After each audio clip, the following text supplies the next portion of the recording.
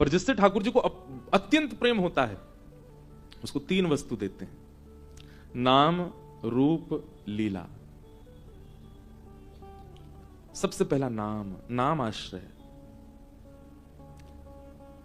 नाम गाने में रुचि होने लग जाए, ये ठाकुर जी के द्वारा दिया गया उपहार है कि उनके नाम में रुचि बढ़े। उसी नाम के प्रभाव से प्राप्त होगा रूप।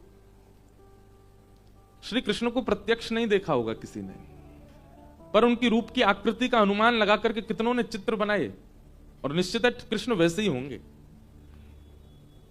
नाम से ही रूप प्रकट हुआ और फिर रूप से लीला प्रकट हुई।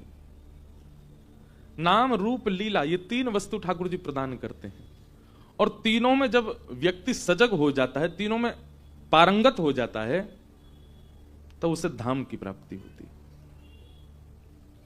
3 ठाकुर जी देते हैं, धाम वो स्वयं प्राप्त करता है। धाम की प्राप्ति उसे स्वयं होती है।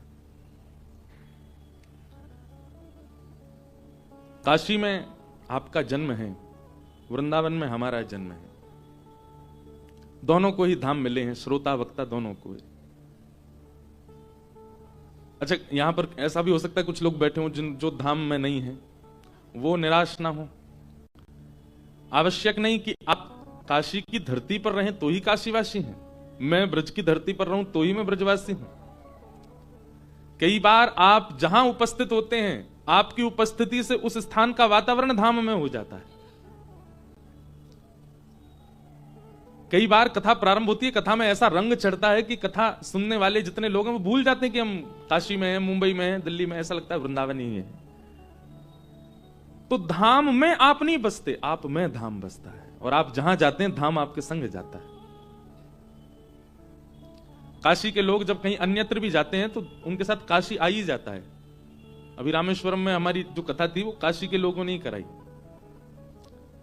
तो उनके आगमन से वहां काशी जैसा ही अनुभव होता था। क्यों? कथा में कोई भी बात हो तो लोग ताली बजाते, पर उनका तो हरा हरा, तो काशी उनके संगी आ गया वहां।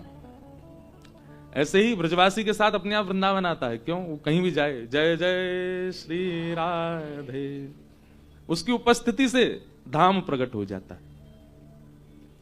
और धाम प्रकट तभी होगा जब नाम, रूप, लीला ये ठाकुर जी ने आपको प्रदान किए होंगे।